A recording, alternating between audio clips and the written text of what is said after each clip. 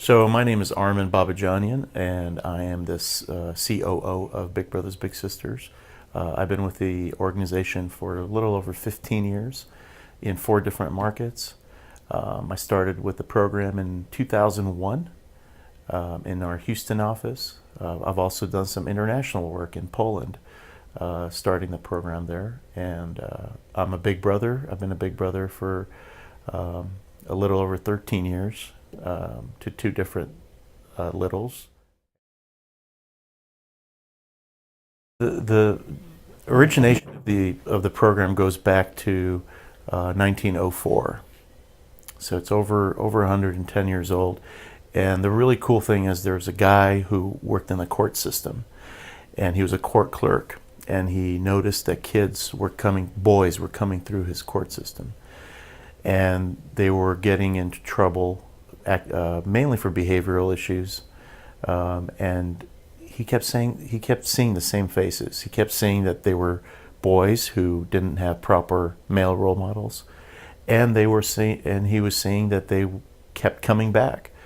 And he started befriending them and spent some one-on-one time with them and talked to them and learned about them. And he noticed that when he would spend time to get to know them and have that one-on-one time, that a little bit of that interaction was very helpful, and noticed that they would stop coming into the courtroom and that they were having positive attributes, such as interacting with their peers and their parent and their and other adults in their lives. So that kind of started the Big Brother Big Sister program. We do basically one thing.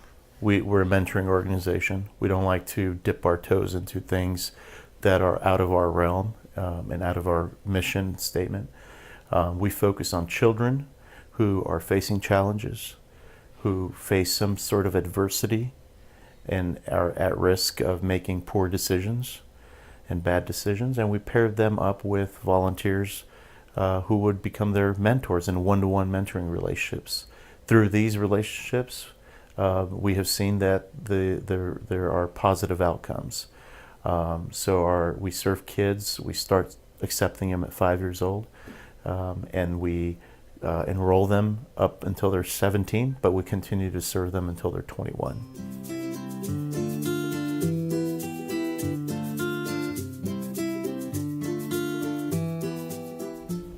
I was ready for something a little different. I wanted to have an impact on my community within the scope of what I knew, and this was the best avenue for that. I knew I liked kids. I knew that by being part of his life at a young age, I would have the chance to have an impact on a longer term, and hopefully on a bigger level. And I was hoping to use that opportunity to kind of capture his mind while it's still fresh and still growing, to throw in as many opportunities and experiences that I've had into his world. And it ended up being reciprocal, because he's taught me so many things, and he brought out how competitive I am and how much fun I like to have and how much trouble I still like to get into even as an adult. So we just like to have a lot of fun together. It's a chance to make a difference. It's a chance to have an impact. The responsibilities are always there.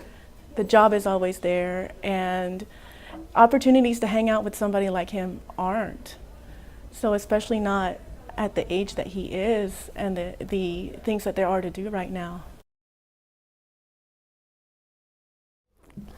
A lot. Like, a lot. 'Cause I don't have to stay at the house all the time. And then I'm not always bored. And I get to do a lot of things. Beat her a lot at basketball. He doesn't, I win. Lay down. And then she drove us into like a forest because we were on a bike trail. She almost killed us over there. Cause there's like spiders everywhere, and then we had to like carry our bikes on the other side of a river. It was hard. I think I had to carry the bikes over No, river. I and then I did. had to carry you over the river. No, you did not. And it was actually just a, No, you did a not. little ditch with some water in it. No, it was a river.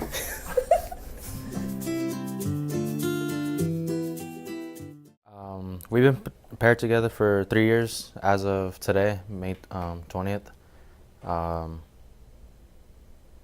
We initially started talking after my first surgery for my ACL, and since then we've just gotten close. And we go hiking, we go out of town, we do a lot of cool stuff, and basically just sit on the couch and just talk.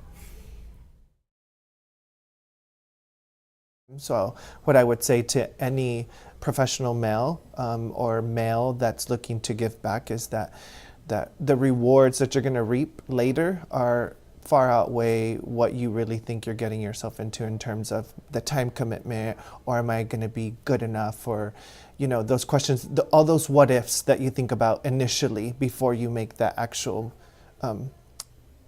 before you take on that role, make that decision to take on this type of commitment. I've learned patience. I've learned that giving back, there's no price tag. All the time I've spent, and he spoke about going on trips. We've gone to visit Rice, we've gone to Minneapolis together, we've gone to Chicago, we've gone to DC, we've been able to travel, and you think about, oh, I have to go on this trip and I have to pack and I have to take my little and I have to do this, and you have to think about 2 people now. But now that we're getting down to the wire and he's fixing a transition to college in the fall, I kind of, looking back, I'm thinking that there's really no price tag. There's nothing you could say or give me or tell me that could kind of replace all the time that I've spent, and how he thinks so much all the time, thank you for helping me, and if it wasn't for you, this and that. But I think to myself, if you only knew what I've gained from this relationship, far outnumbers what you've gotten out of this. There's no words. My life, I'm about to graduate in 2 weeks from high school, and I'll be attending UT Austin in the Cockrell School of Engineering.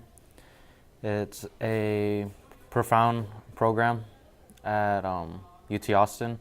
It's difficult to enter and be admitted to, and the major I'll be working on is petroleum engineering. And what I plan to do with that is basically give back to my community. I've been in situations where I've needed to go to my neighbors or relatives for assistance, and it's difficult coming from a household where I'm from, and I'm sure others have been through it, but I want to give back to my community and let everyone know that it's possible. If you really want to do something in life and get out from the barrio and make it somewhere big, you can do it.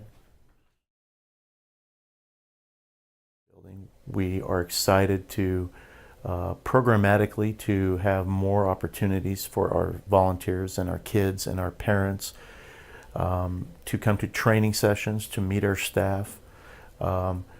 Long term, we have a lot of different things as far as serving more kids, but to serve them with more quality and intentionality of making sure that the impact is happening. We want to partner with organizations and businesses and groups like Workout Help Out. I think it's a very promising way to look and have vision of how can we work together with other groups. I think Workout Help Out is a phenomenal partnership or collaboration, because what they do is what is needed on the side of our families and the kids that are in our program. It's really easy to sign up. You could go to bigmentor.org and fill out the application. You come in for a training, and we find a kid that is appropriate for you to be matched up to. It's a fun thing to do. Just a few times a month of going to the movies, going to the park, playing ball, cooking, grilling. The important thing for the kids is not the activity, but that there's someone in their life who's spending time with them. And that's the coolest thing. And you don't have to change your life to change another child's life. And not only is the kid impacted by the relationship, but you grow as a person yourself. And I'd recommend for people listening to go to bigmentor.org, sign up, man up, and just do it. Get involved.